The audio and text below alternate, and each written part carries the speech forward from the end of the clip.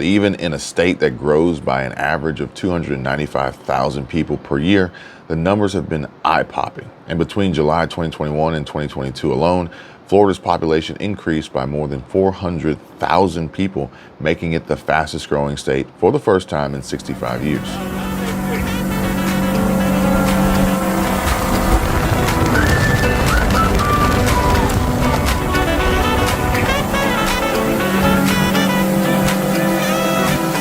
I watched a video recently that just barely touched on two very pressing issues without providing any real specific context. And they basically just said to do your own research. So that's what I've done. And these are the two most important topics that stood out to me, for which I have decided to dig a little deeper to provide you guys with more information. But don't let it end there.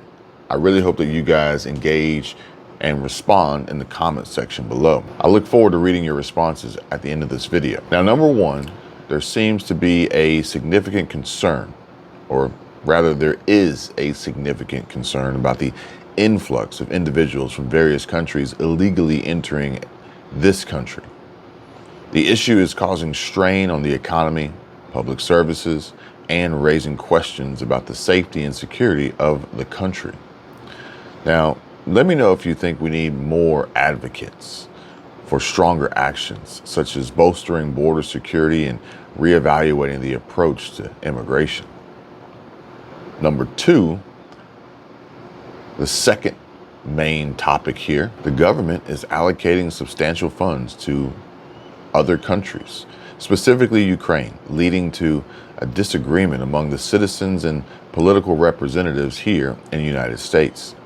For instance, just like what we saw happen on stage with Vivek Ramaswamy during the Republican debate, it seems like this defund the Ukraine will be just as polarizing as the whole defund the police campaign. But we really do need to step back and question the rationale behind providing such funding, while the Biden administration continues to ignore the public who has concerns about its economic impact and the wisdom of providing support to these recipient countries like Ukraine and Venezuela. Overall, there is an overwhelming need for more decisive actions and responsible handling of resources concerning both issues.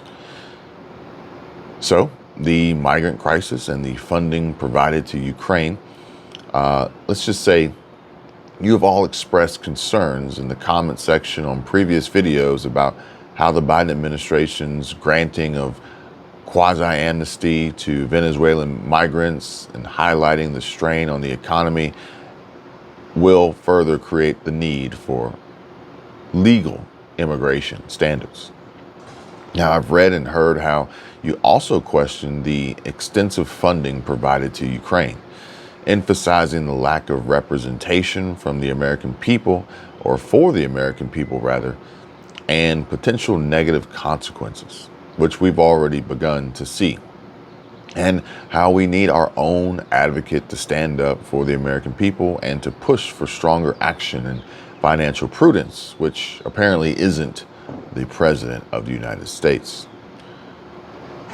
Thus, this will allow us to better focus on personal preparedness and the tangible assets as a response to the uncertain economic and political landscape that they continue to warn us about. I mean, I don't want to split hairs here, but a measly $700 to Lahaina households and the continuous sleight of hand for Social Security and SSI recipients in comparison to billions and billions and billions of dollars sent beyond our borders is insane.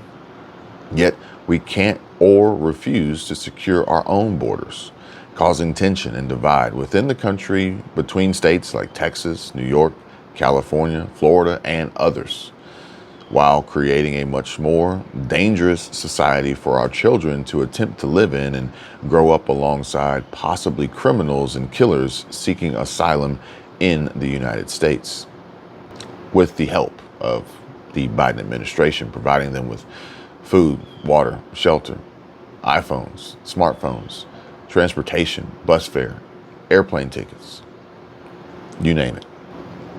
Tropical storm Ophelia is forecasted to make landfall in North Carolina. State of emergency declared, but they're not the only ones. Actually, 3 states of emergency have been declared. But for the sake of keeping this video short and to the point, we're going to focus on this one. Upgraded to tropical storm status on Friday, Ophelia is expected to make landfall in North Carolina before turning north, battering the coast with up to 70-mile-per-hour winds expected so far. And if you guys would like to discuss the other states of emergency, then by all means, let me know by hitting the like button and dropping a comment down below. Now, it says that more than 7 million people are under some kind of tropical weather alert from the Tar Heel State to the Delmarva Peninsula. So that's North Carolina north, okay? Heading up the East Coast, up the Atlantic coast. And so far, the governors of North Carolina, Virginia, and Maryland have declared states of emergency. Impacts from Ophelia could be felt in Outer Banks on Friday, as the storm was 90 miles south of Cape Hatteras and headed northwest at around 12 miles per hour. So this storm looks like it is likely going to be a devastating catastrophe for those who are in its way or in the wake of the storm. Hopefully folks are heeding the warning signs, getting ready, getting prepared, and getting out of there, more importantly. But what I can't believe is that New Jersey, we have another house explosion. This house explosion leaves 5 people hospitalized. And I'm honestly kind of blown away by how many or how often this is happening. More and more. 5 people were hospitalized following a house explosion in a residential New Jersey neighborhood on Friday night, last night. The incident happened around 9 p.m. on Banker Road in West Milford, located 20 miles outside of New York City. So if anybody's in the area and knows anything about it, please drop a comment. Let me know. Let us all know. Keep us in the loop. Was this intentional? Was this accidental? Was this somebody's lab? This is terrible. I hate it, for the people, the neighbors, the innocent bystanders that end up becoming victims of these tragedies. But more so, exactly why I feel as though more and more people are choosing to move away from these problems and try to find a much better place. And granted, there may be some folks out there saying the opposite as to why so many people are leaving Florida. But in fact, I believe that it may actually be more so that more people are moving to, or would prefer, or likely want to move to Florida. Because apparently moving to Florida has its benefits, its ups and its downs, its pros and its cons. But in comparison to some of these other things that we're seeing happening, I think I may stay here a little bit longer, if you know what I mean. They say that even in a state that grows by an average of 295,000 people per year, the numbers have been eye-popping. And between July 2021 and 2022 alone, Florida's population increased by more than 400,000 people, making it the fastest growing state for the first time in 65 years. A striking statistic for a place that already has the 3rd largest population in the country. It was like adding another Miami population of roughly 440,000 in just 12 months to the entire state. And for decades, Florida has held a special place in the collective consciousness of Disney fans, AARP readers, golfers, beach lovers, and parrot heads, as well as snowbirds. But the state's appeal goes beyond that.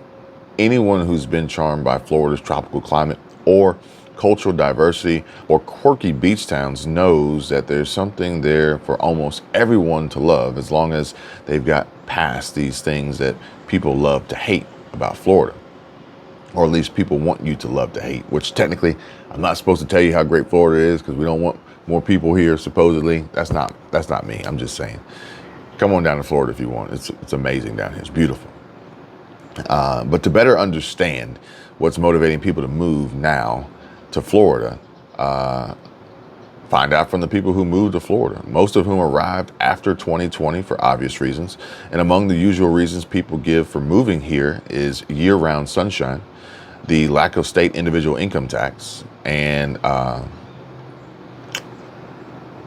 what opportunities were created as a result of the pandemic.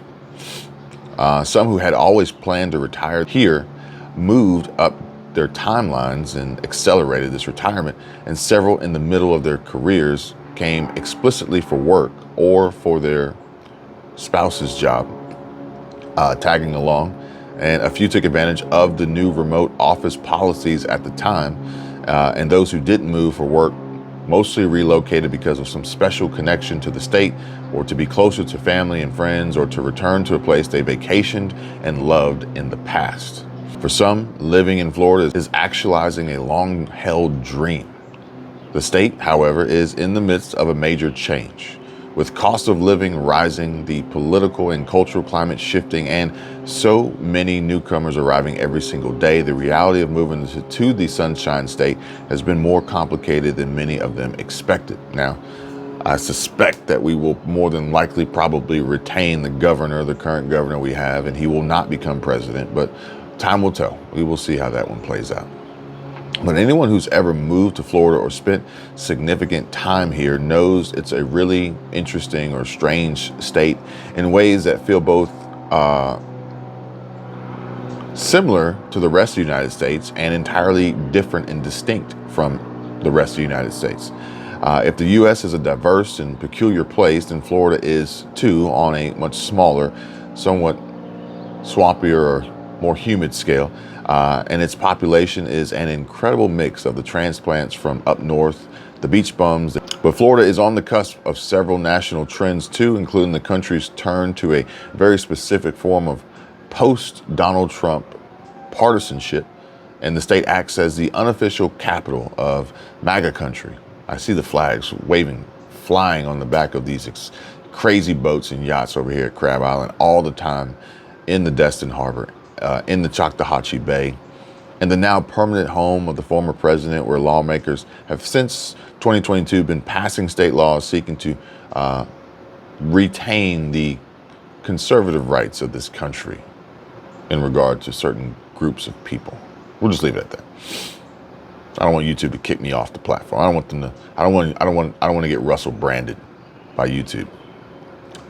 But yeah, I won't bore you guys with all the political jargon and mumbo jumbo about Florida and how great it is. But I also can clearly and easily see why, based on a lot of the events that are happening around the country and the lack of leadership from the Biden administration, exactly why so many people would want to relocate and become a full-time Florida resident.